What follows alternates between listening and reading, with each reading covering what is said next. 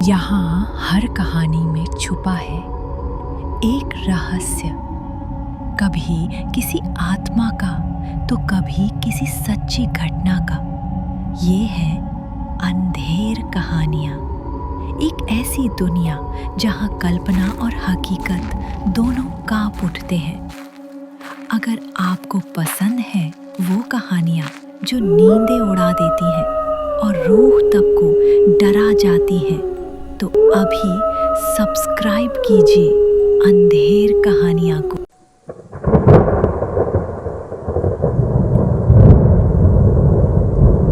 कुछ जगहें जिंदा होती हैं, हमारे जैसे नहीं, उनसे कहीं गहराई में।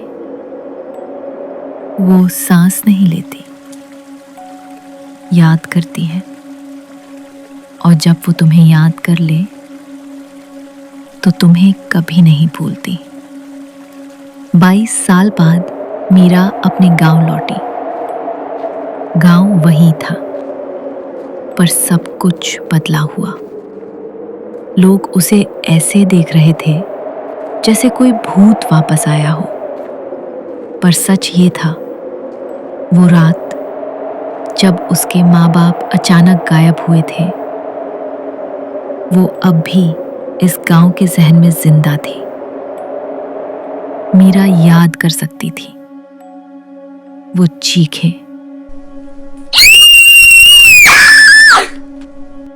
वो खरोचे उसके दरवाजे पर, और फिर अचानक सन्नाटा। तब वो सिर्फ 9 साल की थी और आज वो उसी घर लौट रही थी जिसने उससे सब कुछ छीन लिया था। घर का दरवाजा अब भी वही था, बस जरा ज्यादा जंग लगा और ज्यादा भूखा। जैसे ही उसने कुंडी खोली, एक ठंडी सड़ी हुई हवा उसके चेहरे से टकराई। घर का हर कोना जैसे सांस ले रहा था। डाइनिंग टेबल पर एक थाली पड़ी थी, उसमें राख बन चुकी रोटी और दीवार पर टंगी एक पारिवारिक तस्वीर।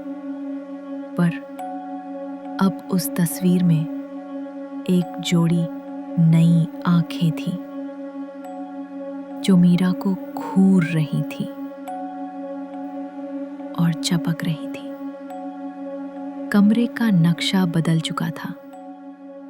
सीढ़ियां अब बाईं हो जाती थी, और जब वो पलटी तो वो दरवाजा जिससे वो अंदर आई थी अब था ही नहीं।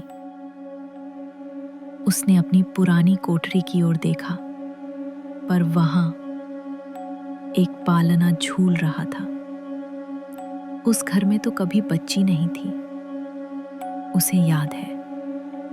और तभी उसने सुनी अपनी माँ की आवाज, धीमे सुरों में एक लोरी। छोटी छोटी आंखें तेरी, प्यारी प्यारी बातें तेरी, देखते तुझको। मीरा का खून जम गया। वो भागी, पर हॉलवे लंबा होता गया। दीवारों से खून बह रहा था।